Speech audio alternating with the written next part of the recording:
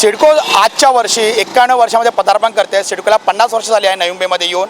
मात्र म्हणजे सुवर्ण महोत्सव सिडकोने आता गेल्या वर्षामध्ये सुवर्ण महोत्सव जे आहे ते साजरा केलेला आहे।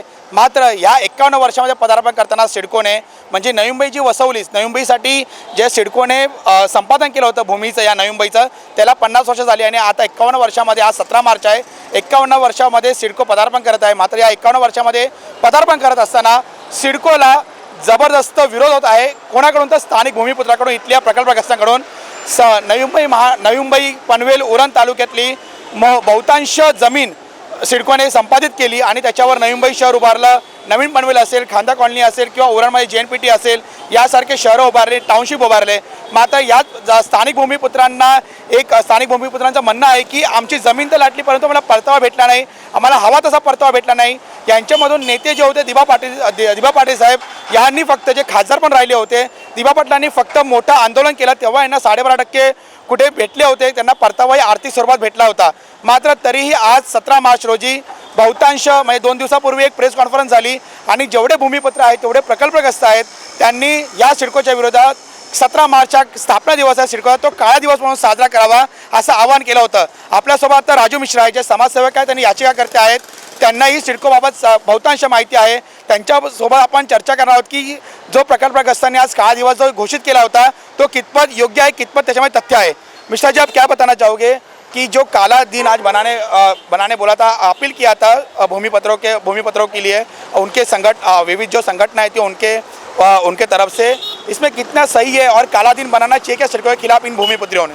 देखिए, मैं तो ये बात बोलूँगा कि जो काला दिन करने की बात कर रहे हैं भूमिपुत्र लोग, मैं इतना ज़रूर कहूँगा कि जो सामान्य भूमिपुत्र हैं उनके साथ सिडको ने न्याय नहीं किया है। जैसे मैं ये बात ज़रूर कहना चाहूँगा कि जो लोग, मान लो आज भी आप गाँव में जाओ, बहुत सारे लोग ऐसे हैं जो छोटे से चाल की तरह के मकान में ही रह रहे हैं और उनके पास रोजगार का माध्यम नहीं है। वो आज भी मच्छी मार करके या फिर सूखा मच्छी बेच करके उनका जीवन यापन चल रहा है।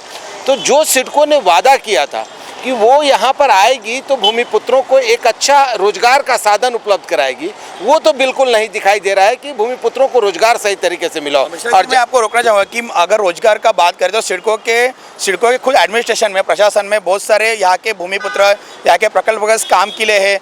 उसके बाद जो MIDC बनी, MIDC में भी बहुत सारे जो यहाँ के स्थानिक लोग हैं वो स्थानीय लोगों को जॉब मिली है। सिडको की एक समय बस सेवा थी, आप पता है आपको रहेगा कि बस सेवा जैसे NMMT Navi Mumbai municipal corporation की है, उससे बस सेवा थी, उसमें भी सिडको के बहुत सारे उसमें भूमिपुत्र यहाँ के स्थानीय प्रकल्पग्रस्त थे। अब तो आप कैसे बोल सकते हो कि उनको नहीं मिला रोजगार करके या कोई जीने का साधन नहीं मिला? नहीं, वही मैं बताना चाह रहा था आपको अभी कि जो पहले सिडको ने कुछ किया, उस वक्त एक्विजिशन का भार उनके ऊपर था, सारे ज़मीन को एक्विजिशन में प्रॉपर करना था, तो उस वक्त उन्होंने सही तरीके से लोगों को रोजगार का माध्यम दिया। अभी आप MIDC की बात कर रहे हैं, सारी MIDC की कंपनियां बंद होगी, वहाँ IT सेक्टर आएगा। IT सेक्टर में जब तक आप IT नॉलेजेबल नहीं है, आपको वहाँ नौकरी मिलेगी नहीं, तो वहाँ से भूमिपुत्र बाहर हो गए। उसके बाद रही सिडको की बात, तो यहाँ पर परमानेंट जितने जॉब थे उसको ख़त्म कर दिया गया, कॉन्ट्रैक्ट बेसिस पे लोगों को नौकरी मिलने लगी। जो पालिका है, जो म्यूनिसिपल कॉर्पोरेशन है, पनवेल म्यूनिसिपल कॉर्पोरेशन या नवी मुंबई महानगर पालिका, वहाँ भी ऐसा कर दिया गया कि ज़्यादातर नौकरियाँ कॉन्ट्रैक्ट बेसिस को दे दी गई। तो वैसी स्थिति में भूमिपुत्रों को जो एक सेफ रोजगार चाहिए था वो मिल नहीं पा रहा। दूसरा बात मैं आपको बोलूं कि ये काला दिवस जो भूमिपुत्र मना रहे हैं, मुझे लगता है कि उनको सबसे पहला काला दिवस अपने नेताओं के खिलाफ मनाना चाहिए। जिन नेताओं ने उनके आंदोलन के नाम पर अपने आप को इतना बड़ा कॉरपोरेट बना लिया, उन नेताओं के खिलाफ इनको सबसे पहले आंदोलन करना चाहिए और उन नेताओं के खिलाफ काला दिवस मनाना चाहिए और तब जाके सिडको के खिलाफ करना चाहिए। क्योंकि सिडको तो कंपनी, नाम ही इसका नाम कंपनी है, ये तो कॉरपोरेट बन के ही आई थी, ये कॉरपोरेटों के लिए ही आज काम कर रही है। इसमें कोई दो राय नहीं कि स्टार्टिंग में सिडको ने जनरल पब्लिक के लिए या भूमिपुत्रों के लिए बहुत अच्छा काम शुरू किया था, लेकिन जैसे जैसे ये शहर व्यापारिक दृष्टिकोण से मजबूत होता गया, वैसे वैसे सिडको की नीयत खराब होती चली गई, वो बेईमान होता चला गया। और उसकी इस बेईमानी को बढ़ावा देने का काम अगर जिसने किया है वो प्रकल्पग्रस्त नेताओं ने किया है। क्योंकि अगर प्रकल्पग्रस्त नेताओं ने सही समय पर सिडको का कान अमेट दिया होता था तो आज सिडको की इतनी हिम्मत नहीं होती कि वो इस तरीके से आकर करके और पूरी तरीके से जिस सिडको को सामाजिक हित के लिए लाया गया था, उस मैंने मुंबई शहर का भीड़ कम करने के लिए, यहाँ एफोर्डेबल हाउसिंग देने के लिए, यहाँ एम्प्लॉयमेंट साधन पैदा करने के लिए सिडको का निर्मित की गई थी, अगर आप सिडको का प्रस्तावना पढ़ेंगे तो। लेकिन आज क्या हो गया, आज सिडको कंप्लीट व्यापारियों को सपोर्ट करने वाली, उद्योगपतियों को सपोर्ट करने वाली, प्रभावशाली नेताओं को सपोर्ट करने वाली संस्था बन गई है। यहाँ आज प्रकल्पग्रस्तों का न तो न्याय है, न नवी मुंबई के आम रहीवासियों के साथ न्याय है। मिश्रा जी, आपने कहा कि नेताओं ने बड़े हो गए, नेता कॉर्पोरेट बन गए सड़कों के इस आंदोलनकर्ता को इस्तेमाल करके, तो आप कौन से नेताओं की बात कर रहे हैं? उनके भूमिपत्रों के नेता या कोई राजकीय दल के नेताओं के लिए बात कर रहे हो आप? नहीं, मैं तो आपको बताऊंगा, दिवा पाटिल साहब को अगर आप छोड़ दो, जिनके सम्मान में मेरा सर आज भी झुकता है या उनको नमन करता है, उनको अगर आप छोड़ दो तो जितने भी प्रकल्पग्रस्त नेता, मैं नाम लेके बोल सकता हूँ, विवेक पाटिल हो, रामसेठ ठाकुर हो, गणेश नाइक हो, मंदा महात्रे हो, इन सबों ने इस सिडको से सैकड़ों करोड़ का बेनिफिट लिया। नामदेव भगत हो, उसके आगे रमाकांत महात्रे हो, ये सब लोगों ने यहाँ से सैकड़ों करोड़ का बेनिफिट लिया। लेकिन जो सामान्य प्रकल्पग्रस्त हैं, जो आज भी चालनुमा घर में रहते हैं, जो आज भी मच्छी का व्यवसाय करके अपना जीवन यापन करते हैं, उनके बारे में किसी ने तरीके से सोचा नहीं। आज आप देखो, जिन लोगों के पास, जिन प्रकल्पग्रस्तों के पास घर नहीं था या जो भूमिहीन थे, उनको 40 स्क्वायर मीटर से लेकर 100 स्क्वायर मीटर तक जमीन देने का प्रावधान सिडको में किया गया है। क्यों नहीं उन सबों को जमीन आप देते हैं जो अभी भी छोटे घर में रहते हैं? उनको 100-100 मीटर का जमीन आप क्यों नहीं देते हैं? आप जहां चाहते हैं वहां 4 एकड़, 6 एकड़, 9 एकड़, 13 एकड़ आपको जमीन मिल जाती है, और छोटे छोटे प्रकल्पग्रस्तों को एक घर बनाने के लिए 100 मीटर 60 मीटर की जगह नहीं मिलती। आज आप देखो, मैं काला दिवस इसलिए बोलता हूँ कि शायद सार्थक है, 51वां वर्ष है, सिडको के मुख्य द्वार पर ताला लगा है, यहाँ पर पुलिस वैन खड़ी है। अरे, जो संस्था किसी शहर को बनाने के लिए यहाँ आई थी, एक अच्छे शहर को बसाने के लिए आई थी, उसको आज इस तरह की जरूरत पड़ती कि वो अपना मुख्य द्वार बंद करे, लोगों से मिलने को रोके, यहाँ पर पुलिस प्रशासन को खड़ा करे? ये हुआ इसलिए क्योंकि यहाँ बेईमानों का राज हो गया, और इन बेईमानों का राज इसलिए हुआ क्योंकि यहाँ के नेता बेईमान हो गए। प्रकल्पग्रस्तों के जितने नेता हैं वो इन बेईमानों के साथ साठगांठ कर लिए, और साठगांठ कर करके अपनी तिजोरी भरे और सामान्य प्रकल्पग्रस्तों के साथ अन्याय किए, सामान्य नवी मुंबई करों के साथ अन्याय कर रहे हैं।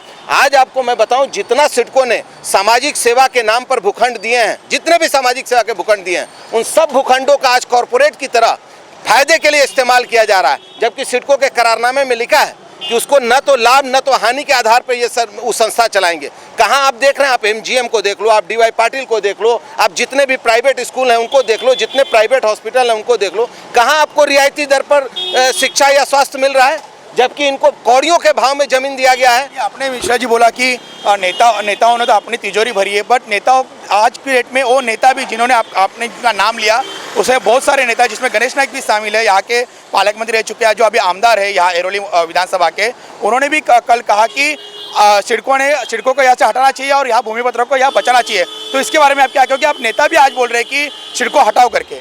देखिए, सिडको को हटाने से और नवी मुंबई महानगर पालिका या पनवेल महानगर पालिका जैसे लोगों को ला देने से समस्या का समाधान हो जाएगा क्या? आज नवी मुंबई म्युनिसिपल कॉर्पोरेशन को बोरे 95 से हो गए हैं, 95 से नवी मुंबई म्युनिसिपल कॉर्पोरेशन काम कर रही है। कौन से सामान्य नागरिकों की आवाज़ सुनी जा रही है? यहाँ भी सारे प्रभावशाली लोगों की आवाज़ सुनी जा रही है। हाँ, इतना जरूर है कि जनप्रतिनिधियों का राज होने के चलते वहाँ कम से कम आप अपनी बात जनप्रतिनिधियों तक पहुँचा सकते हैं। यहाँ तो 4 साल से न तो अध्यक्ष की बहाली हुई है और न तो डायरेक्टर की बहाली हुई है, पूरी तरह से ऑफिसर्स के हाथ में सिडको को छोड़ दिया गया है। तो मेरा कहना यह है कि कम से कम जनप्रतिनिधि रहते थे तो हम और आप आसानी से मिल लेते थे। अभी तो आप यहाँ के ऑफिसरों से मिलने जाइए, एक ऑफिसर किसी भी बात पे बाइट देने को तैयार नहीं, किसी भी बात पे खुलासा करने को तैयार नहीं। सारी बेईमानी जो है वो अंदर ही अंदर फाइल में सिमट के रह जा रही है। CBO में आप जाइए, सेंट्रल विजिलेंस ऑफिस में, इनके ऑफिसर के पास बोलिए कि हमको भाई बताओ ये कंप्लेन हुआ था, इसमें क्या हुआ, वो बताने को तैयार नहीं कि उसका क्या परिणाम। आपका क्या कहना है मिश्रा जी कि इसमें उन नेताओं के साथ अधिकारी भी कुछ सिडको के शामिल है भूमिपत्रों को एक प्रकल्प से बदनाम करने के लिए, उनकी आज के डेट में जो हालत है वो हालत के लिए? देखिए, इसमें तो कोई दो राय नहीं कि सिडको का मैक्सिमम काम यहाँ के अधिकारी करते हैं। जो जनप्रतिनिधि थे वो सिर्फ निगरानी करते थे कि ये सही काम कर रहे हैं कि नहीं। तो ऐसे में अधिकारियों के सहयोग के बिना तो इतना अन्याय हो ही नहीं सकता है। ये अन्याय इसलिए हो रहा है कि ये ऑफिसर शाही हो गई है यहाँ पे, और ऑफिसर शाही को बेईमान नेता शाही जिसको बोलते हैं, जो लीडर्स हैं, वो सपोर्ट कर रहे हैं। वरना ये सिडको को सुधारते देर नहीं लग सकता था। अगर आज प्रकल्पग्रस्तों को योग्य नेतृत्व मिल जाए, आज नवी मुंबईकर को योग्य नेतृत्व मिल जाए, तो ये सिडको को मैं बोलता हूं कि जैसे काठी सीधी होती है ना, लाठी सीधी होती है, वैसे ये सीधा हो जाए। ये इस तरीके का जो ऑफिसर शाही आप देख रहे हैं, ये तुरंत बंद हो जाए। अच्छा जी, एक मुद्दा छूट गया कि जो हमारे यहाँ इंटरनेशनल एयरपोर्ट बन रहा है, इंटरनेशनल एयरपोर्ट के लिए जो भी भूमि संपादित की गई पिछले 10-15 सालों में, तो वो जिनकी ज़मीन ली, जिनके घर, वहाँ से पूरे का गाँव उठाया गया। अलग जगह पे भेजा गया, तो उनको भी अच्छी तरीके से रिटर्न्स मिले हैं, मतलब 22% रिटर्न्स मिले। तो भी काला दिन का आज कुछ नेता लोग ने जो अपील किया है, तो इनके बारे में आप क्या कहोगे कि उनको तो मतलब कहा जाता है कि पूरे देश में अगर अच्छा रिटर्न्स को मिला रहेगा तो ये नवी मुंबई एयरपोर्ट के वजह से जिनका गाँव था, जिनकी ज़मीन के, उनको मिला 22% के आसपास मिला, ज़मीन भी मिले, पैसा भी मिला है और मतलब अच्छी तरीके से उनको रिटर्न्स मिला है, सिडको ने दिया है। तो भी ये बोल रहे कि पीएपीस को आह्वान कर रहे हैं, आज अपील कर रहे हैं कि कुछ नेता लोग कि आप काला दिन रखो करके सिडको के खिलाफ। तो इसके बारे में आप क्या कहना चाहोगे? देखिए, इसमें भी मैं आपको एक बात कहना चाहूँगा। सबसे बड़ी बात कि एयरपोर्ट बनाना ये सिडको का काम नहीं है। सिडको इस पर 18,000 करोड़ रुपए क्यों खर्च करेगी? हमारा कहना है आप एयरपोर्ट अथॉरिटी ऑफ इंडिया को जमीन दे देते, अब बोलते कि आप बनाओ, हम 18,000 करोड़ रुपया उसके ऊपर क्यों खर्च करेंगे? और कल उसको संभालने के लिए जीबीके आ जाएगा या अडानी आ जाएगा या अंबानी आ जाएगा, हम क्यों ऐसा काम करेंगे? हमारा कहना है एयरपोर्ट अथॉरिटी ऑफ इंडिया वहां पर खर्चा करे, क्यों सिडको खर्च करेगी? नंबर 1। नंबर 2, आप प्रकल्पग्रस्तों को 22.5% की बात करें। आपको यह मालूम होगा कि पुराने जमाने से हमारे यहाँ एक बात है कि जमीन बेचना मतलब आर्थिक हालत जब आदमी की बिल्कुल खराब हो जाती है तब वो अपना अचल संपत्ति बेचता है।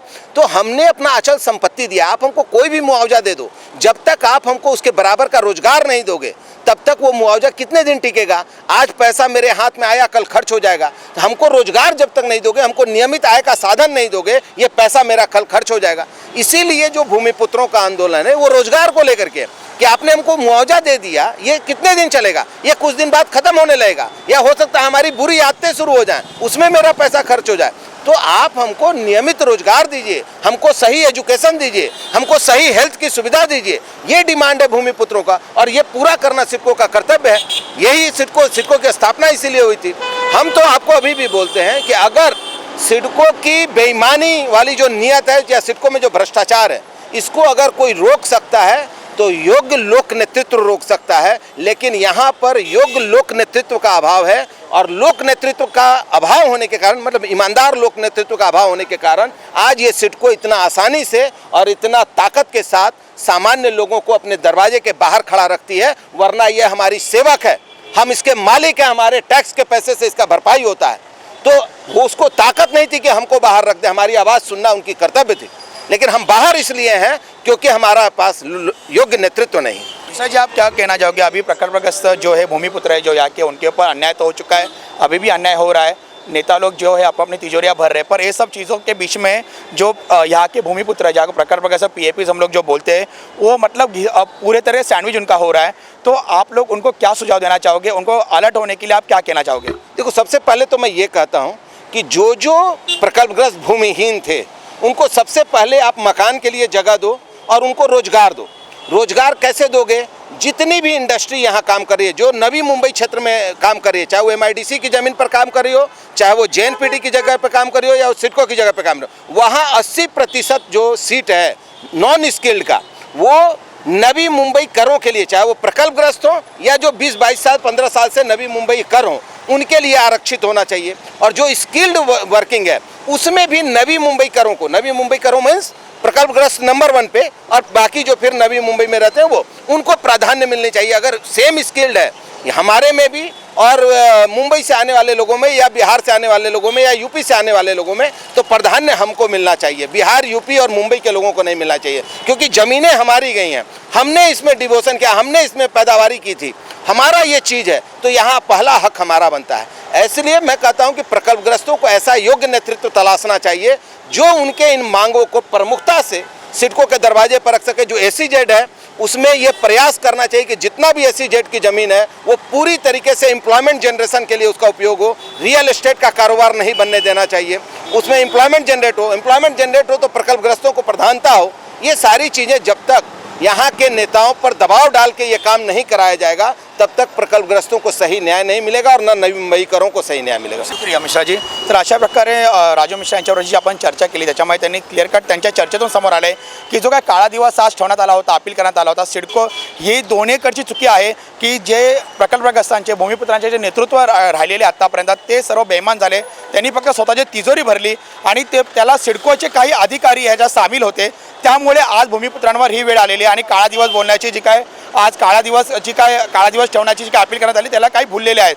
तर एक निस्वार्थी नेतृत्व म्हणजे दिबा पाटलांसोबत, दिबा पाटलां साहेबांच्या नंतर कोणताही निस्वार्थ नेतृत्व या भूमिपुत्रांना या प्रकल्पग्रस्तांना भेटलं नाही. त्यामुळे आज भूमिपुत्रांना आणि प्रकल्पग्रस्तांना खूप काही गोष्टी सहन कराव्या लागतात आहे. तर आपण अपेक्षा बाळगूया की येणाऱ्या दिवसांमध्ये जर ह्या भूमिपुत्रांना नवी मुंबई उरण पनवेलच्या भूमिपुत्रांना प्रकल्पग्रस्तांना जर एक निस्वार्थ नेतृत्व भेटलं तर नक्कीच या भूमिपुत्रांना आणि या प्रकल्पग्रस्तांना आजचे दिन येतील. धन्यवाद.